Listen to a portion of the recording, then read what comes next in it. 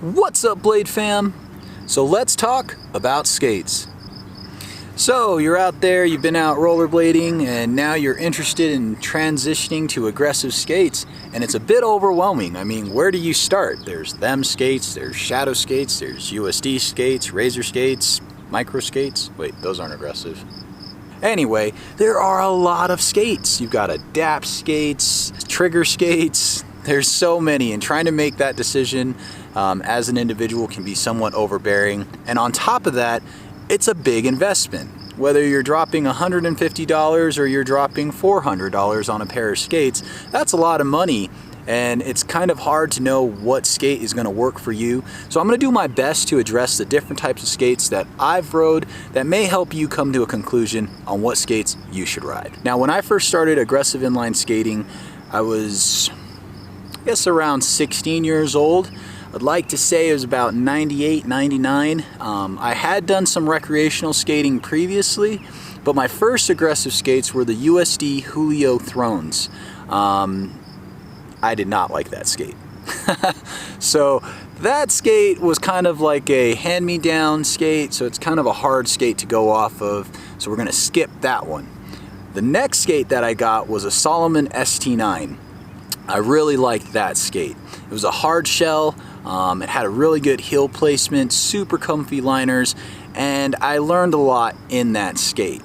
That being said, Salomon has no longer produced skates, so it's kind of a rare commodity to find a Salomon skate in this time that actually works and functions for you. The next skate that I went on to was Rollerblade TRSs. The Rollerblade TRS was a really good skate. That skate was totally different from the ST9, and that was part of the reason why I liked it. In the Salomon ST9, it was a hard shell, so it wasn't a very stylish skate. And as the years progressed into the early 2000s, skating kind of got this thing about style. It was really about style, and the Rollerblade TRSs, the Access details, or the Estilos, and eventually the Frankie Morales skate, all of these had a very sick style to them. They just had so much style points that it kind of overrode, I guess, how the skate felt as far as function and stuff. Also, I wasn't really that big in skating transition. It was kind of still street, so just like a couple steps, a couple strides up and hit a ledge, or a couple strides up and jump a staircase or a rail. So I wasn't really skating. It was more of just performing tricks on skates. Later, I had gotten into Razor Genesis, and that skate was... there were some pros and cons to the Razor Genesis for me.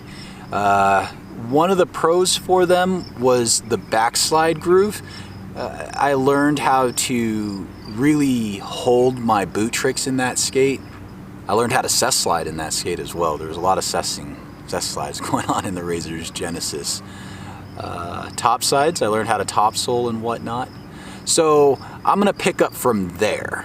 Now, a Razor's Genesis skate to me had a nice flex to it. The grooves and the sole plates all slid really well. There was a couple flaws though with that skate. One of them would be liner rub. Sometimes you'll get these areas on your ankles or your high shin where the skate keeps causing this friction point, and you'll eventually develop a blister or some type of pain. It wasn't comfortable to skate at some points. Another thing with the Razor's Genesis and the SL skates were that the cuff would occasionally flex forward on me like that, and that would cause me to kind of freak out. Imagine you're skating and you go to jump a pyramid, and at the peak of the jump, when you use all of your forward flex to launch, your skate bends in half and gets stuck like that in the air. And you're kind of, freaking out like. So that made it very difficult for me to stay with the Razor's Genesis. I just kept having that same problem over and over. That being said, I quit rollerblading during that time. I was dealing with technical issues and just life issues, and I decided to quit rollerblading. Now coming back to blading, I've been back for about 6 years, going on to 7 years, and I came back and I wanted to try Volos. You know, John Julio had this company, Volos, and I loved the way that skate looked. It was very stylish. So I came back and I skated Volos for about 3 years. I really enjoyed the Volos skate. Some of the things that I liked about it was, again, the style, the comfort, the ride. Those things were all benefits. But some of the things that I didn't like of the skate was how tight the toe box was. Now I'm going to compare the Volo to a Roces skate, because for those of you that don't know, Roces and Volo were kind of a collaborative effort between John Julio and Roces. So what they did was they took the hard shell from the Roces and they put skins over it and put a different sole plate, a two-piece sole system on there, and some higher end neoprene liners and stuff. But you can see that this skate is very narrow in the toe box. So if you're somebody that's just coming back to blading or are getting into aggressive inline, and in all honesty you have wide feet, this skate, a Volo or a Roces, is probably definitely not for you. Even myself, you know, I don't consider my feet wide. I don't think any of us do. Do any of us look down at our feet and are like, dude, I got some wide feet? Maybe some of us, but I can't say I look at my feet and I'm like, I've got some wide feet. But that being said, I skated this skate. Shout out Adam. Thank you so much for this skate. He sent this out to me to try after I had cracked my USD Billy O'Neill's Aeon shell, and I tried. It just didn't work. But that being said, Philip is now riding these Roces. He's got some little narrow feet and really enjoys, absolutely loves this skate. So if you're looking for something and coming into the market and you do have kind of smaller feet or a smaller build, the Roces may be a good skate for you. I'm going to shout out Brandon Drummond. He has a complete review on this skate. He has skated this skate for a whole year. Check out his links. He'll give the rundown on this skate if you want to know more about it. And you know, one of the things that I've noticed is I have had this evolutionary process in my skating, and it usually stays around 3 years. I'll skate a specific skate for 3 years, and I'll take notes of what I learned in that skate, how I felt in that skate.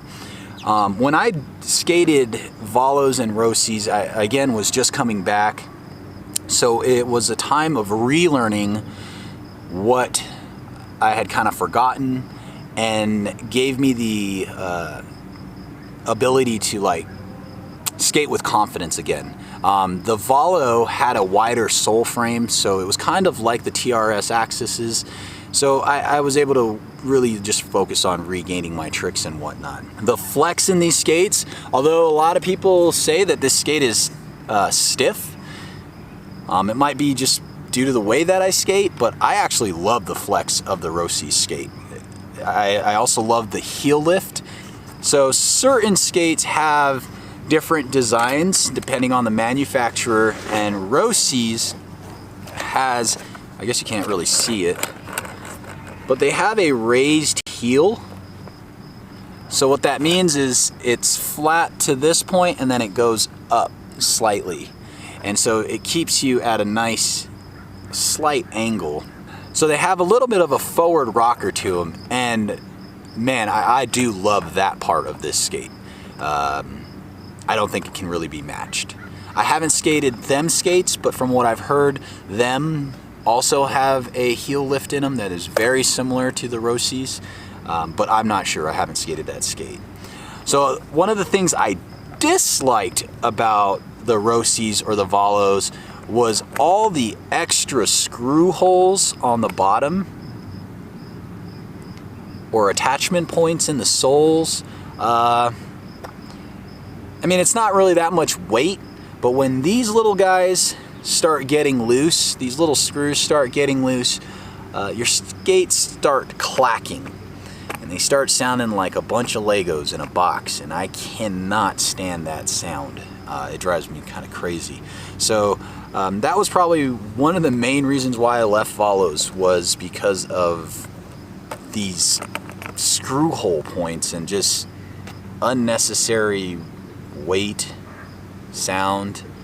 And I tried their carbon skates, their carbon fiber skates, and I mean, John Julio, he hooked me up every time I cracked a shell. I would contact him and he would replace them. But I did break every Volo carbon fiber skate that I skated. So I wouldn't really recommend that skate. I mean, it's not really on the market anymore. Volo has kind of gone away, and now Roces is making their own skates. All right, so moving on. From the Roces skate, I got into USD. It was kind of like a, let's go back. Let's go back to what we started with, right? We started with the USD Julio Thrones. So let's go back. What does USD have to offer? And at the time, I was watching a lot of Richie Eisler and Eugen Ennen. Really just the USD team. Carlos Burnell, Montre Livingston, of course, Chris Farmer. And there was like this, so much juice. I can remember watching one of the Elite series by Eugen, and it just was done deal. So Eugen Ennen, huge shout out to you, man. You got me on USDs. So I went ahead and ordered the Richie Eisler Grays. It was a really nice skate. Sizing is one of those things in rollerblades that changes depending on what skate you ride. So in Volos, they did like a 6, 7, 8, 9, 10, 11, 12, 13 maybe. I didn't look at ridiculous feet sizes. I stayed in my genre, so I don't know for sure what it got up past 10. But I skated a 8, 9 in Volos, and they were a little tight, again because of that tight toe box area. So when I got into USD Eisler Grays, I went to size 9. And I kind of felt like, although that skate was super comfortable, I was getting a little bit of, it was just a little loose. So I spent that time kind of like double socking to make sure I could ride that skate. And from the Eislers, I went on to USD Carbon skates. I skated the USD Carbon for 3 years solid. I loved and hated that skate. So when I first switched over from a carbon-free skate to a carbon fiber skate, it was amazing. I mean, it was lighter, it felt more responsive. It was a great skate. So we're gonna talk about the Frankie Carbon 3s. I think these are Frankie 3s. I enjoyed this skate. I heat molded them, so that's one of the really cool options that USD offers on their carbon fiber skates. I believe adapts are heat moldable as well. So they get to really fitting your foot. Now this skate is a little bit higher end. I think it runs between 280 to 350 boot only, but it is a good skate. Again, if you have narrow feet. You got those wide feet, I don't know, man. It's not looking like you got a lot of options. I'm just joking. If you have wide feet, check out Shadows. I don't know, my friend Trevor, he has some big feet and he loves the USD Carbons, so it's kind of hard. It's an individual thing, and that's why it's, I think, so important that we get our skates back into sporting goods stores so people can try them on before dropping $300 to $400 on a skate that doesn't work. Then you got to mail it back and deal with this whole process. It kind of killjoys it, you know? So I think we need some sort of movement to get skates back into sporting goods stores. Leave a comment below if you have any thoughts or ideas of how this could happen. You know, I know some of the skate shops like Oak City, Intuition, I believe them as well. You can order or schedule a time to go and meet there and try on different skates. So if you're in like North Carolina, check out Oak City. You might be able to try on your skates before you buy them. Intuition Skate Shop as well. And then again, them skates. I think you can try on skates at his office. So with the USD Carbons, I loved them until I hated them. Why did I begin to hate them? I think it was just the skate itself began to wear and I developed different trigger points. Mind you, this is like a year in, so I don't know how long you think the life of a skate should be, but I switched from the Frankie Morales Carbon 3 to just the USD Carbon XVs, and I love that skate. That skate was very good to me. During these past references though, I skated anti-rocker. I did try to dabble around flat with the Richie Eislers. I skated flat on some Create Original frames for a few sessions.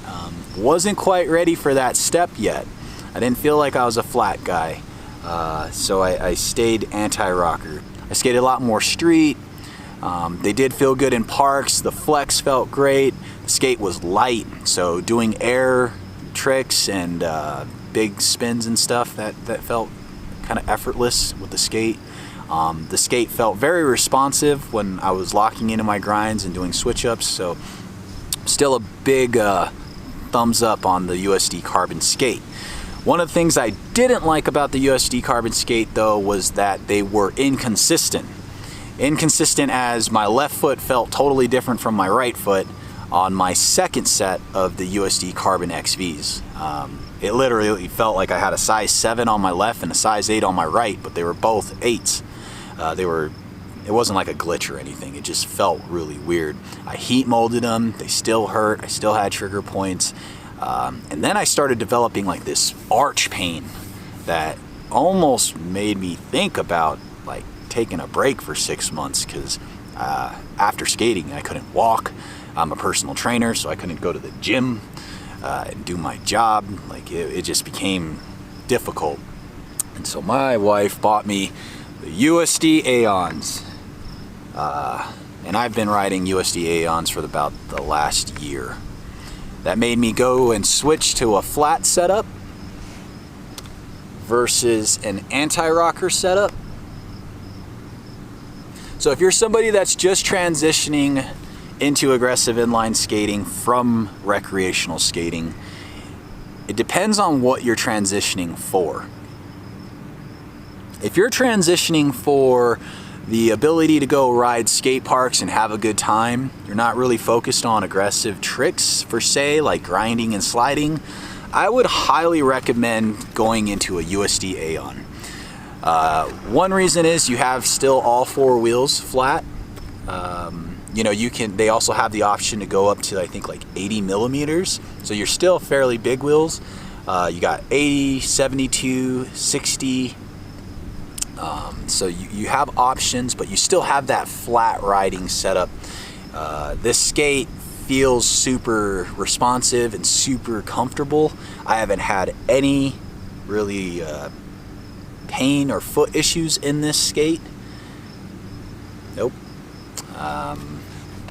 I've learned a lot in this skate, from carving and riding bowls to getting to where I need to be on the top of transitions and quarter pipes. But I'm also experienced in grinds.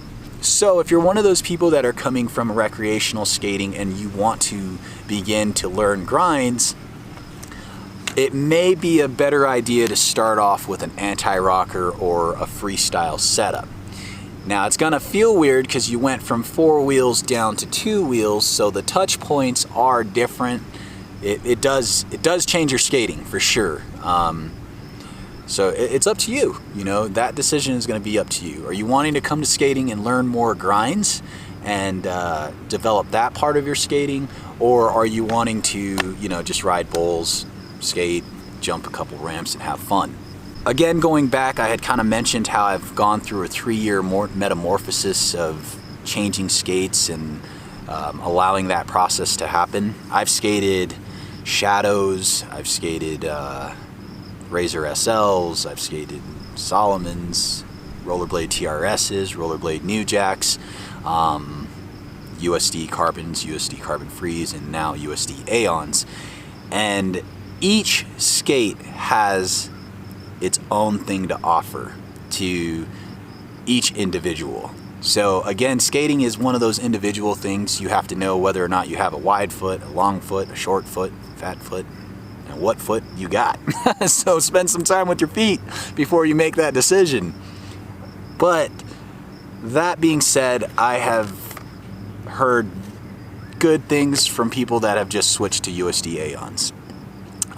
Really good things. I mean, they're just like, dude, my skating is just completely changed. If you're one of those people that are like, hey, you know, I want to do the USD Aeon, but I also want to work on grinds, you can switch out the middle wheels and put in anti-rockers and still skate anti-rocker. Blasphemy! Absolutely blasphemy! Okay, going back.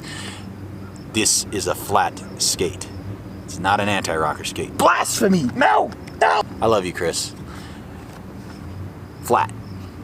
But USD Aeons, man, this is the skate for me. And if you are out there and you're in the market and you're trying to figure out what skates you would like, I would highly recommend maybe taking the measurements of your feet first, so you know exactly how wide your foot is, how long your foot is, and just look at your feet. But then you know what your measurements are and what you're working with, and then you can go online.